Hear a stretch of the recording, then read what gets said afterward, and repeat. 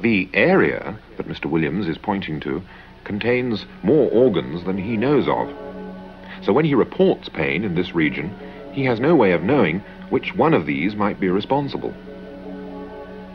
But since he needs some way of talking about his discomfort, he will often latch onto a part which has a familiar name, like the stomach. The point is that the patient's words may be very misleading and can't be taken literally.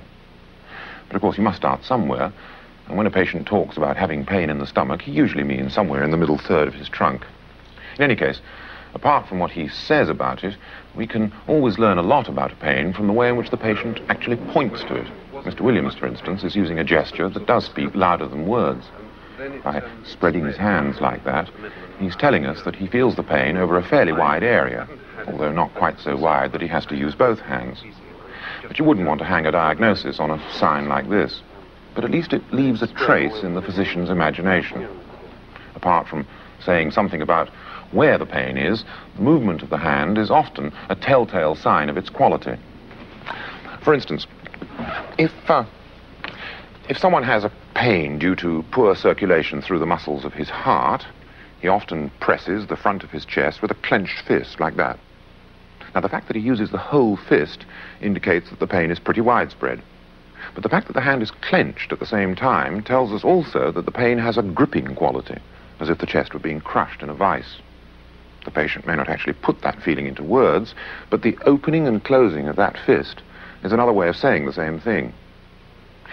Well, the pain from a peptic ulcer is often closely localized, and the patient often tells you that by pointing very delicately to where he feels it with the tip of his index finger, so. When a stone lodges in the outlet from the kidney, the pain tends to radiate, as we say, in a long, oblique line from the loin down to the groin. Now, even if the patient doesn't actually spontaneously describe this movement, he will sometimes say as much by holding his side with the thumb at the back and the fingers pointing down at the front. If the pain is more or less superficial, what you'd normally call a soreness rather than a pain, the patient may actually paint a picture of what he feels by lightly brushing the surface of the skin with the outstretched tips of all 5 fingers. This sometimes happens in the early stages of shingles, for instance. The point is that pain is an unshareable experience. It's not like a swelling or a rash, say, where the doctor can see quite clearly for himself. And in order to convey the full quality of the experience, the sufferer may have to exhibit public gestures which illustrate the quality of what he feels. When words fail or seem inadequate, the hand inadvertently fills in the rest. The skilled physician can learn a lot from this pantomime of complaint. Well, now, as you can see, the patient has already dropped some quite useful hints about the nature of his pain. What do you think it can be? Well, that's what we are here to find out, isn't it? What other things do we want to know about? The awkward point is that the pain isn't necessarily felt in the place where the trouble is.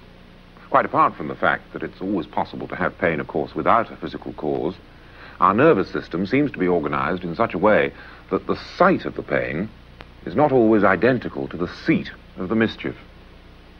Now, to some extent, the experience of pain from the interior is rather like seeing a stick in water.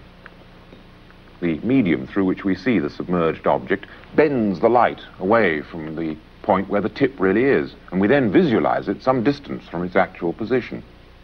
Well, this principle also applies to abdominal pain.